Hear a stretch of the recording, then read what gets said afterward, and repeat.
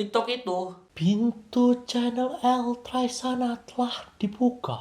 Para penonton yang telah memiliki kuota internet untuk segera diam di depan layar Anda. Hai, thank you banget yang udah masih mau standby di channel gua, channel El Traisana, dengan konsep atau konten kali ini Remind We Unperfect. Di episode 2 kali ini gua bakal bahas satu APK atau aplikasi, yaitu TikTok. Kenapa sih gue memilih TikTok bukan yang lain kayak YouTube, Likely sama aja sih sebenarnya. Yang belakangan-belakangan lagi viral kali ini. Gua tuh selalu berpikir gini, jika gue berpikiran tentang mindset gue yang bobrok, gue selalu berpikir gini, hal seperti itu bisa cepet banget viral, ya kan, mohon maaf. Tapi jika gue berpikiran lain dengan bobrok juga, tapi di satu sisi pasti gue berpikir gini, kenapa sih nggak yang kreatif aja? Kenapa sih nggak yang bener-bener bermanfaat aja, yang viral gitu loh? Kenapa harus yang seperti itu yang viral? Pertanyaan gue,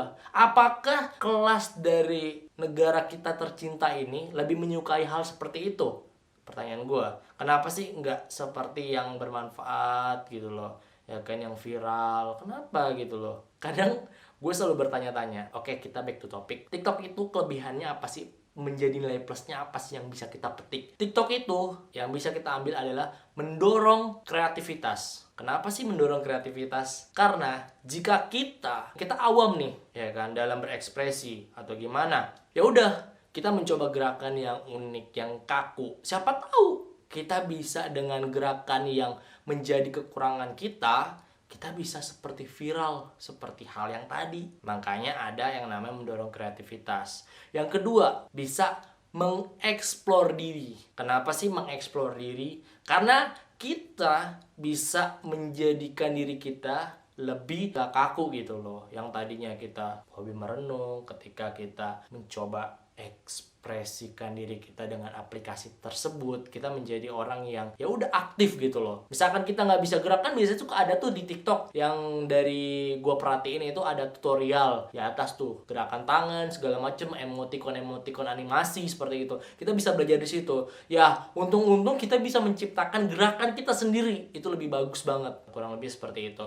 Terus yang ketiga adalah mengasah skill editing kita. Misalkan tuh kayak yang gue lihat TikTok itu ada bapak-bapak, terus tiba-tiba itu konsepnya dia ngambil dari mana, tapi gue pusing sih, tapi itu bagus banget gitu loh. Kita dari topi tiba-tiba menukar baju macam-macam warna, ada kali itu 15 apa 20 warna gitu ya kan, terus tiba-tiba mukanya jadi ganteng, berubah lagi jadi emoticon bla bla bla bla bla, kayak gitu loh. Nah sebenarnya itu menjadi patokan kita untuk mengasah editing kita. Misalkan kita nggak mau pusing seperti itu, ya udah kayak kasih after efek yang simple, yang kayak ada bintik-bintik beauty gimana gitu loh, handsome gimana gitu ya kan, kurang lebihnya seperti itu. Yang selanjutnya adalah gua mau ngebahas dari sisi hal yang negatifnya. Negatifnya kali ini di TikTok adalah kita banyak sekali melihat konten yang tidak layak. Kenapa sih tidak layak? Pada saat gua membuka beranda, banyak sekali gerakan yang mohon maaf, yaitu kayak mengeluarkan lidah seperti guguk,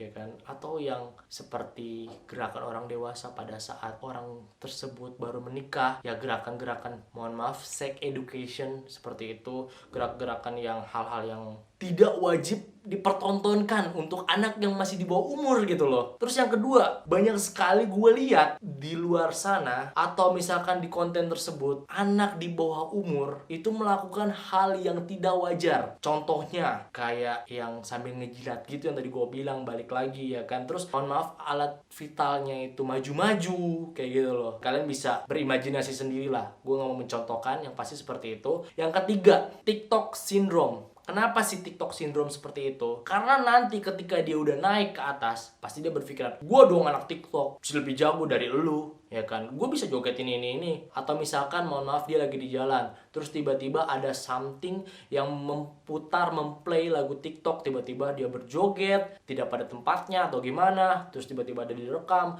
Justru itu sebagai bahan tertawaan orang yang merekam itu. Keempat adalah dimana menjadi faktor cyberbullying. Kenapa bisa dikatakan faktor cyberbullying? Ketika nanti anak kecil memainkan sebuah aplikasi tersebut, pasti ada yang namanya, ih anak TikTok nih, alay misalkan.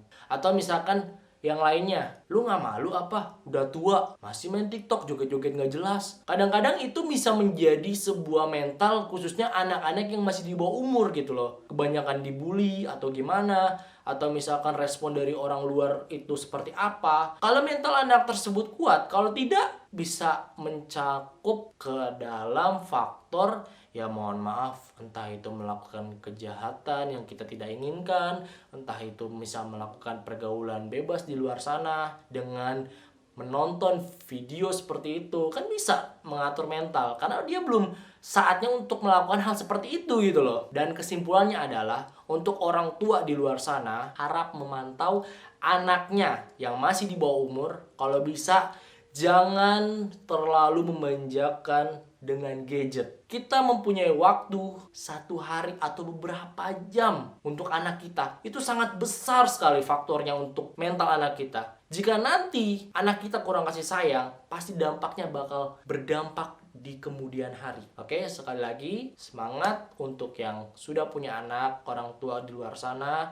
Ya semoga lebih memperhatikan lagi anaknya ya kan, untuk tidak diabaikan.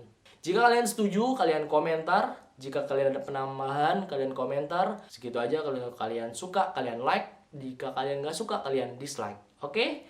Aku harap kalian menikmati video kali ini di episode Remind We Unperfect. Sampai jumpa di next episode and bye.